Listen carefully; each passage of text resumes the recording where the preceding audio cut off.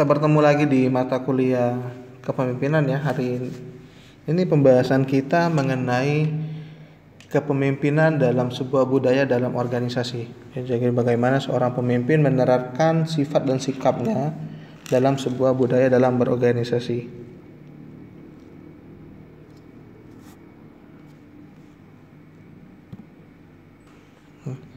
Pertama, pengertiannya. Apa itu sebuah budaya organisasi? Gitu ya. Budaya organisasi merupakan seperangkat nilai-nilai pokok, asumsi atau pemahaman dan cara berpikir yang dimiliki bersama oleh anggota organisasi dan diajarkan kepada anggota yang baru. Jadi, gitu ya, yang namanya budaya, gitu ya, itu sudah ada sebelum kita join pada atau sebelum kita menjadi anggota pada sebuah organisasi atau perusahaannya. Ya, sehingga nilai-nilai pokok, asumsi atau pemahaman dan cara berpikir yang sudah ada di organisasi tersebut harus kita adaptasi dan kita harus mengikuti apa yang sudah menjadi dasar dari budaya di sana, gitu ya. Jadi teman-teman ketika kita kerja ya atau ikut dalam sebuah organisasi ya kita harus ikut apa yang ada di dalam budaya organisasinya, itu budaya organisasi. Ya, jadi secara harfiah budaya organisasi ada 3 tingkatan. Yang pertama itu ada yang namanya budaya organisasi yang tampak visible. Kita bisa lihat secara langsung. Contohnya cara berpakaian. Kita bisa lihat, oh kalau kerja di perusahaan A hari Senin harus pakai baju putih, hari Selasa pakai batik, seterusnya. Ya, itu budayanya di sana. Padahal kalau di perusahaan B baju putihnya hari Selasa, baju batiknya hari Kamis. Ya, ini jadi budaya organisasi sehingga ketika kita kerja di perusahaan A ya mau tidak mau harus kita ikuti budayanya yang di sana seperti itu. Ya. Ya, simbol-simbol fisik. Oh, ternyata di perusahaan A setiap ada acara keagamaan seluruh agama harus diikuti. Ya, sehingga kita harus ikut gitu kan. Kalau di perusahaan B enggak ikut enggak apa-apa, ya sudah, itu budayanya. Jadi setiap organisasi, setiap perusahaan itu mempunyai budaya yang berbeda-beda. Ya, termasuk juga tata ruang kantor gitu ya. Oh, ini harus fotonya di sini. Oh, ini harus mejanya ngadep sini. Oh, ini IT-nya harus duduk di sini. Ini sudah diatur semua. Yang dimana sebenarnya sudah diatur ini ya sudah ada perhitungan dari para pemimpinnya. Yang kedua, ada yang namanya invisible, nggak nampak, nggak kelihatan. Contohnya apa? Disiplin. Kedisiplinan orang nggak bisa. Ya, prestasi. Oh, kok tiba-tiba si A dapat penghargaan gitu ya. Apa yang telah dilakukan si A? Kan seperti itu pola pikiran. Nah, ini yang tidak tampak mungkin gitu ya. Budaya di sana kita harus kerjanya perfeksionis sehingga nanti akhir bulan nanti tiba-tiba ada yang dapat penghargaan, berarti itulah yang kerjanya paling bagus. Ini yang tidak nampak. Oh, saya mengamati si A ini sudah 3 bulan kerjanya bagus. Bulan keempat naik jadi supervisor. Ini pengamatan, invisible, nggak nampak. Budaya organisasinya seperti itu.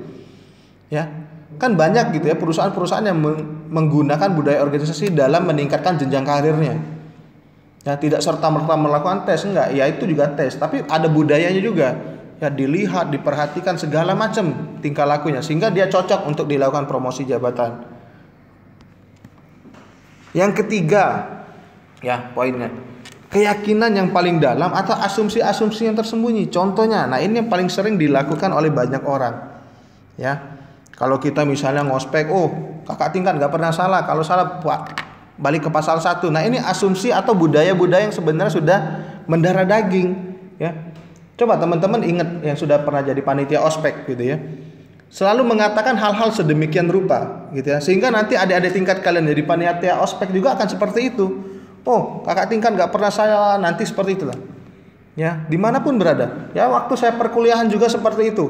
Oh, kamu nggak bisa lewat sana, nggak bisa lewat tengah lapangan. Kalau kamu lewat tengah lapangan nanti disorakin. Nggak percaya, lewat disorakin orang satu kampus.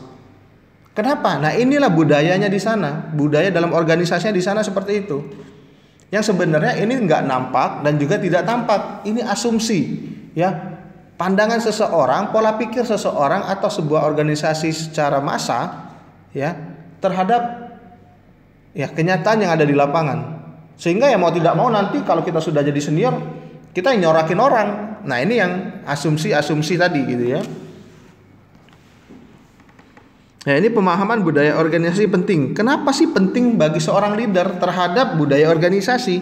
Yang pertama gitu ya, jika budaya itu dibuat atau aturan itu dibuat tahun 2005, sekarang 2025, apakah budaya organisasi tersebut masih bisa digunakan pada saat ini?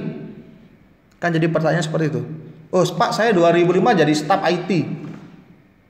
Sekarang 2025 saya jadi supervisor atau manajer IT. Sehingga budaya-budaya yang lama ini akan kita lakukan pembaharuan mengikuti perkembangan zaman. Kita perbarui aturannya segala macam sehingga budayanya berubah, tetapi tidak menghilangkan budaya-budaya juga yang lama. Kita adaptasi, oh ini yang bisa dipakai, yang ini enggak. Ya, itu seorang leader, seorang pemimpin. Kenapa dia harus paham terkait budaya yang ada di tempatnya? Ya, kalau leadernya nggak paham, wah, sudah tahu Senin pakai baju putih, leader pakai baju batik. Besok-besok ya rekan-rekan kerjanya menggunakan baju batik semua. Nah, ini yang harus dihindari gitu ya.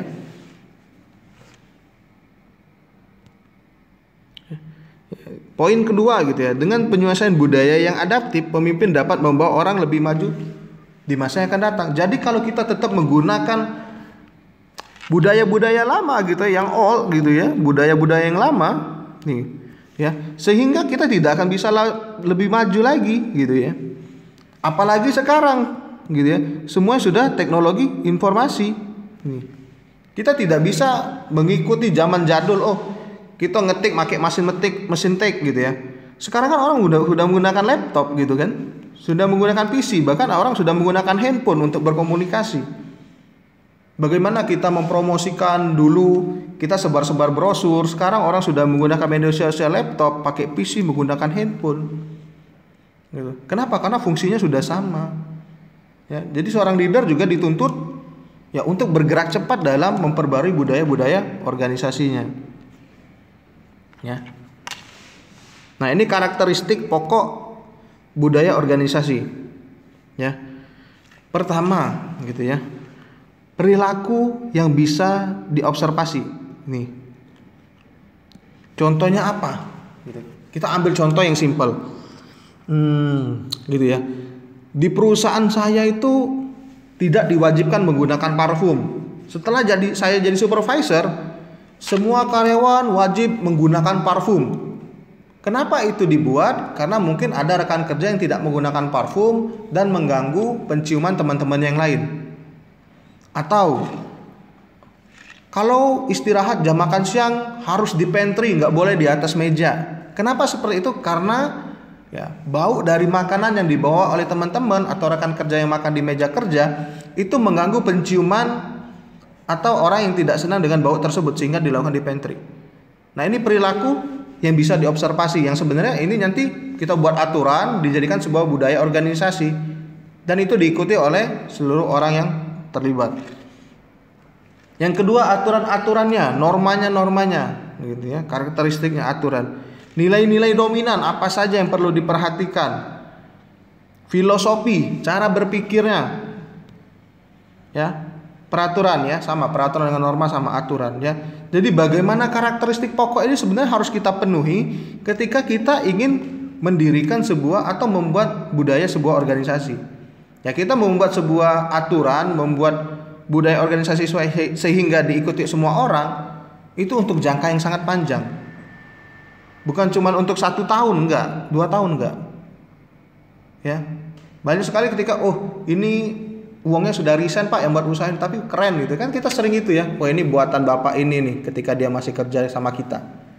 Ya, melekat di sana. Kenapa? Kita buatnya bagus, kita buatnya rapi, aturannya jelas segala macam, sehingga tetap bisa dipakai 20 tahun ke depan. Nah, ini menjadi nilai plus gitu ya. Ya, iklim organisasi yang terakhir.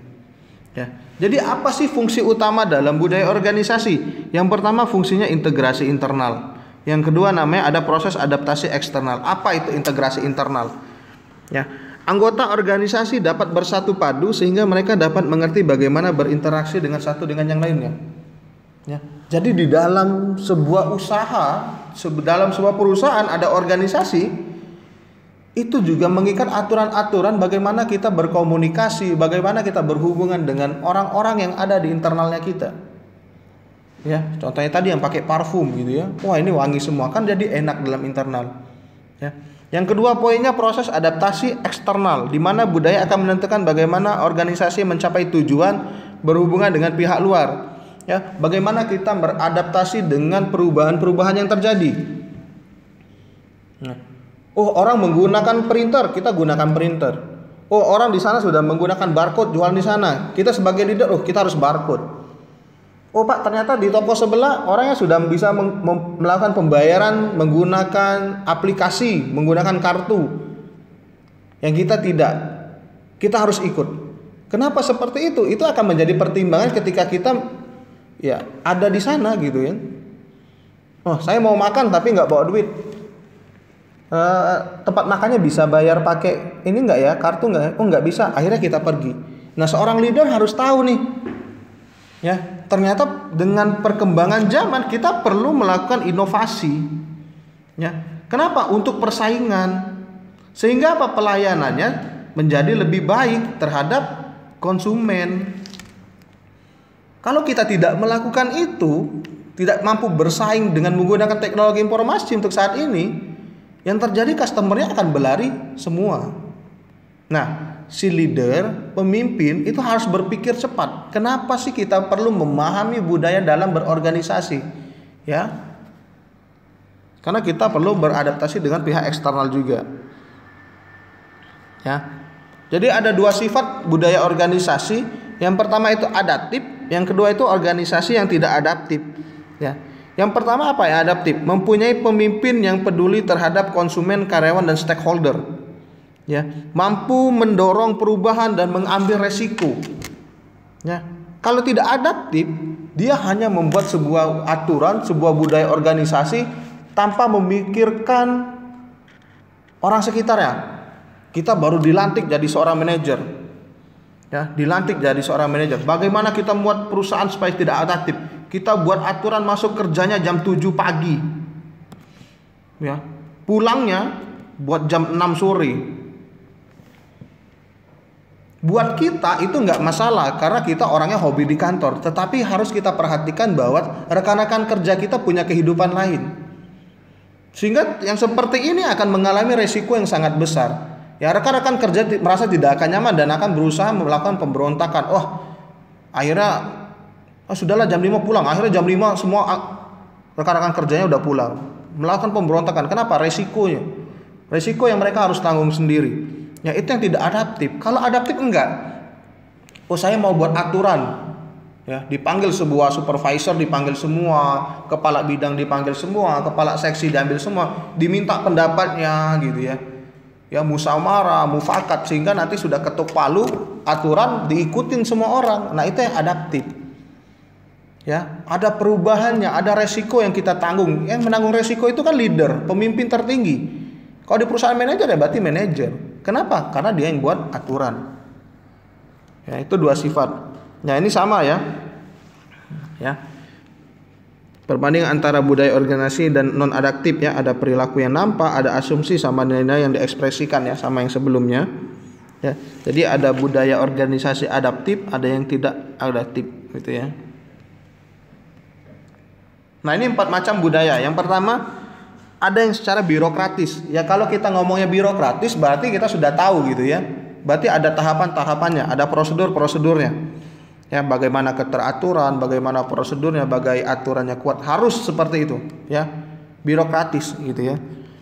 Yang kedua ada yang namanya organisasi klan. Ya, fokus pada dunia internal dan orientasi pada lingkungan yang cepat berubah. Ya, cepat sekali berubah klan. Ya, aturannya berubah, besok langsung berubah lagi. Tetapi tidak serta-merta dibuat secara sepihak. Nah, kita buat aturan, ada aturan baru, wah 2 hari kita godok aturan kita. Kita buat budaya baru di tempat organisasi kita sehingga bisa diadaptasi. Ya, jadi perubahannya sangat cepat sekali. Yang ketiga, achievement. Ya, berfokus pada dunia eksternal dengan orientasi pada lingkungan yang stabil. Ya, achievement. Ya, yang terakhir ada yang budaya organisasi adaptabilitas. Ya, kata kuncinya fleksibel. Ya, kalau achievement kata kuncinya stabil, eksternal. Kalau klan internal, untuk internal. Yang terakhir prosedural. Ya prosedural sudah kelihatan nih, birokratis. Ya ada keteraturan, ada kepatuhan, aturan juga nih. Ya. Jadi kalau adaptasi ya itu tadi ya, ada kreativitas, kebebasan mengambil keputusan, eksperimen gitu ya. Kita mampu beradaptasi gitu ya.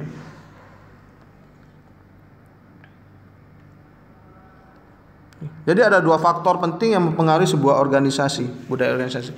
Yang pertama tingkat kepemilikan, yang kedua ada intensitas. Ya, tingkat kepemilikan apa? Sampai seberapa jauh organisasi itu memiliki nilai-nilai pokok yang sama dengan nilai-nilai organisasi. Ya, kita kerja di perusahaan itu, gitu ya. Kalau kita memang benar-benar kerja dan sayang dan cinta akan pekerjaan kita, ya kita akan mengikuti budaya yang sudah ada. Oh budayanya harus pakai sepatu nih kalau kerja, ya. Pak di tempat kerja saya nggak harus pak pakai sepatu, pakai sendal nggak apa-apa gitu ya. Yang penting bebas, yang penting sopan. Ya kalau kita memang benar-benar cinta pada sebuah organisasi, katakanlah perusahaan juga, dan budayanya seperti itu, ya kita harus ada namanya tingkat kepemilikan budaya. Kita harus, aku sudah jadi bagian anggota perusahaan ini, saya sudah menjadi bagian anggota organisasi ini, sehingga gitu ya, sehingga kita bisa, saya harus ikutin aturan nih, saya harus menggunakan sepatu, saya harus menggunakan parfum, ya. Kenapa? Ada rasa kepemilikan yang tinggi. Ya. Yang kedua intensitasnya, seberapa jauh sih?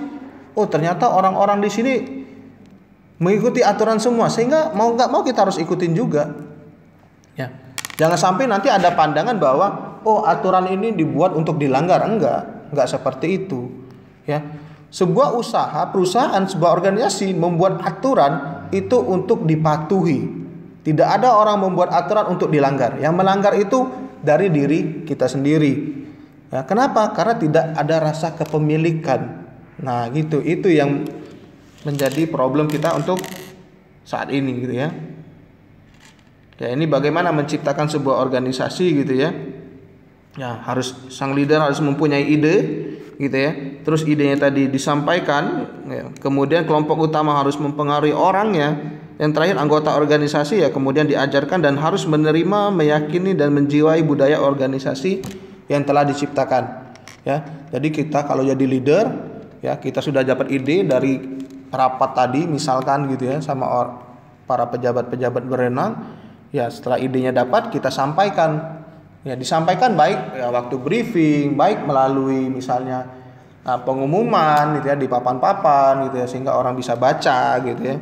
Kalau orang itu sudah baca ya kita pengaruhi, kita ngomong secara personal. Pak ini aturan baru kayak gini. Kita panggil lagi kepalanya, kita briefing di bagian pabrik, kita briefing di bagian pemilihan, kita briefing dimanapun.